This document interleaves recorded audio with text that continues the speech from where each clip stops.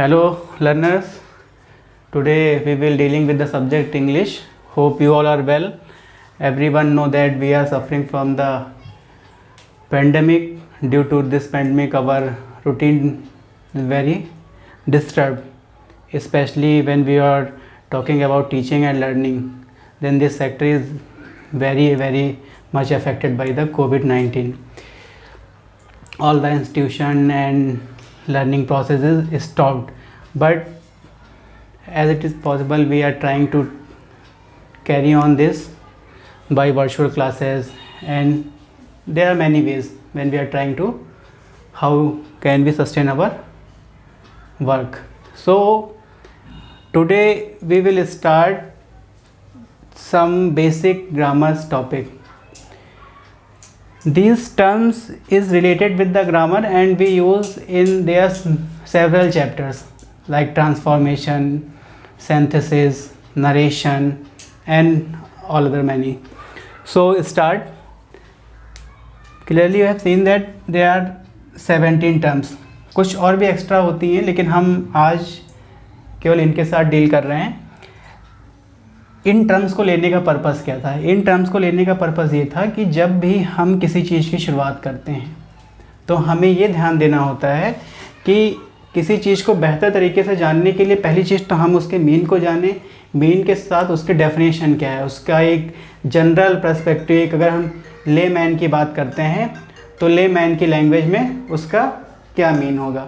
ले man language की जब हम बात करते हैं तो हम उसी बिहाफ पे एक जनरल टर्म में हम ये सोचने की कोशिश करें कि ये हैं क्या, जिससे कि एक सिंपल सी डेफिनेशन हमारे दिमाग में आ जाए कि अगर कल को कोई हमसे पूछता है कि what is part of speech, what is syntax, what is orthography, tense, तो हमारे दिमाग में एक जनरल डेफिनेशन होनी चाहिए. और वो इसलिए भी होनी चाहिए कि अगर हम कल को किसी ऐसे व्यक्ति को कोई ये चीज़ें बता रहे हैं जो बिल्कुल फैमिलियर ही ना हो, उसके लिए सब कुछ नया हो, तो हमें वो चीज़ें पता होनी चाहिए. और उससे बड़ी बात यह है कि हमारे कोर्स में है और हमें वो चीज़ें आनी चाहिए. So start. First term is grammar. हम जब ग्रामर के टर्म्स की बात कर रहे हैं तो हम सबसे पहले ग्रामर के बारे में बात करेंगे. What is grammar? जब हम ग्रामर की बात करते हैं डिफरेंट व्यूज़ हमारे पास आते हैं कि ग्रामर क्या है. तो हम एक बहुत ही जनरल और इजी वे में उसे बात करें. बेसिकली ग्रामर की जब हम बात करेंगे तो यहाँ पे दो चीज़ें आती हैं. एक होता है मेज़रमेंट, एक होता है doer. Now what is measurement and what is doer? One part gram and second is earth. Measurement, measurement means किसी चीज़ को मेज़र करना, किसी चीज़ को वैल्यू करना, किसी चीज़ को मापना कि वो है क्या. एंड डूअर, डूअर मीन्स जो करता है. सो जब हम ग्रामर की बात करते हैं तो वो मेज़र करता है लैंग्वेज को. How to speak, how to write, how to learn, how to write. जो सारे कॉन्सेप्ट होते हैं, कैसे हमें लिखना है, कैसे हमें भाषा को बोलना है, कैसे हमें उसे सीखना है, कैसे उसे सुनना है, ये सारी चीज़ें हमें ग्रामर सिखाती है. तो ग्रामर क्या है? ग्रामर एक तरह से मेज़र करती है. फॉर एग्ज़ाम्पल अगर हम ये ले लेते हैं कि एक कार है, उसे कोई इंसान चला रहा है, ठीक है, तो वो क्या हुआ? वो उसका ड्राइवर हुआ. तो वो ड्राइवर क्या है? वो ड्राइवर ये तय करता है कि वो प्रॉपर वे में चल रही है, वो सही तरीके से चल रही है, अपने जहाँ उसे जाना है, जो भी उसको डिस्टेंस तय करनी है, उस ऑन वे पे है या नहीं है. तो वो हमारी जो लैंग्वेज है उसका जो ड्राइवर होता है वो होती है grammar. So grammar is a measurement. अगर हम वन लाइन में इसकी डेफिनेशन को जानने की कोशिश करते हैं तो क्या है? मेज़रमेंट एंड डूअर के साथ grammar is the measurement of the language, जिससे हम ये जानने की कोशिश करते हैं कि कैसे हमें भाषा को लिखना है, पढ़ना है, बोलना है, सीखना है, all others things. So that's clear. And second thing is definition. Definition की बात हम क्यों कर रहे हैं? डेफिनेशन की बात हम इसलिए कर रहे हैं कि डेफिनेशन वो है जब भी हमें किसी चीज़ को सीखना होता है तो मैंने बताया कि दो चीज़ें हमें जाननी होती है. पहली चीज़ क्या होती है?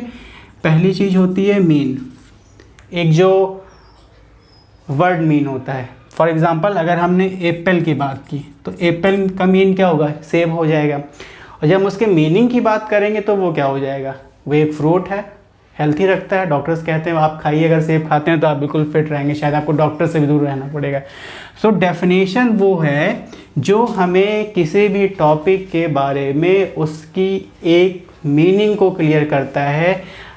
अगर हम जनरली कहें तो किसी भी टर्म्स या किसी भी वर्ड के डेप्थ में जाना जो होता है उसे हम क्या बोलते हैं, definition. In the going the depth of the term, depth of the word, that is definition, है ना।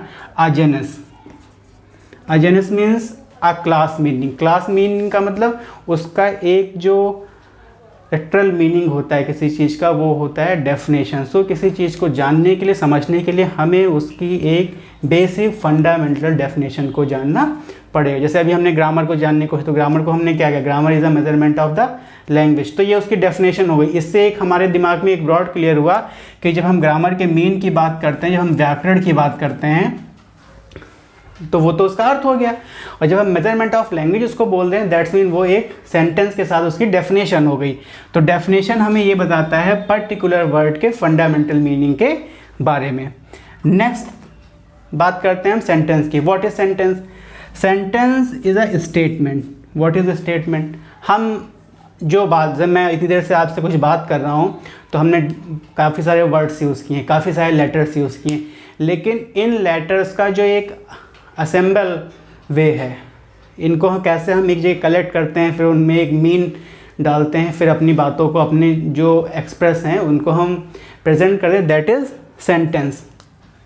इसके साथ दो चीज़ें होती हैं, पहली होती है मीन, दूसरा होता है अरेंज, अरेंजमेंट ऑफ वर्ड्स, मतलब a proper arrangement of the words that have a meaningful sense.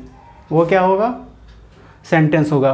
वो टर्म जिसके साथ वर्ड्स का प्रॉपर अरेंजमेंट हो। फॉर एग्जांपल अगर हम यहाँ पे ले लेते हैं कि ही, राम, नॉट, वी, ये बहुत सारे वर्ड्स हैं, लेकिन ये सेंटेंस नहीं हुआ। क्यों? क्योंकि ये ग्रुप ऑफ वर्ड्स तो है, लेकिन ना तो ये प्रॉपर अरेंजमेंट है, ना तो रिक्वायर्ड वर्ड्स हैं।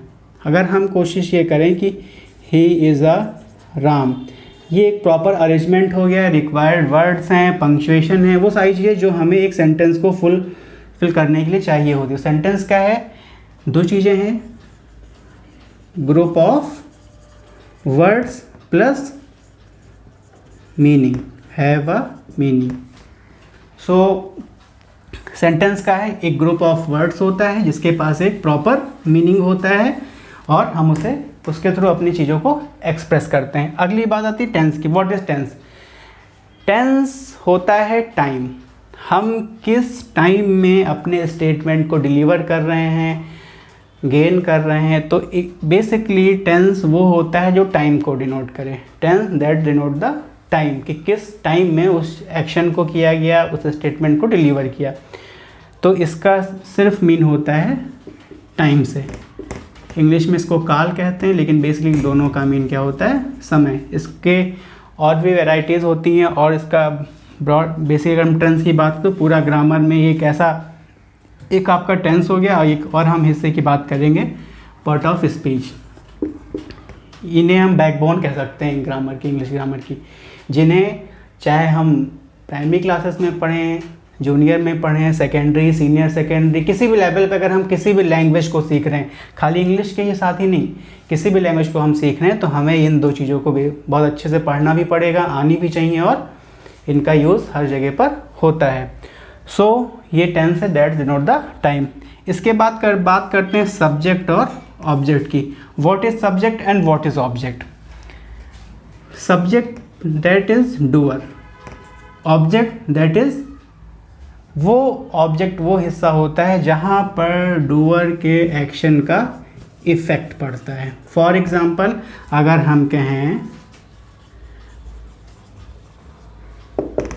Ram is eating the food, जब हम Ram is eating the food की बात करते हैं तो what is Ram, what is food, what is, ये जो अलग अलग वर्ड्स हैं ये क्या हैं? ये हैं आपके सब्जेक्ट। और ऑब्जेक्ट क्या है? ऑब्जेक्ट वो होता है जो सब्जेक्ट के एक्शन को रिसीव करता है।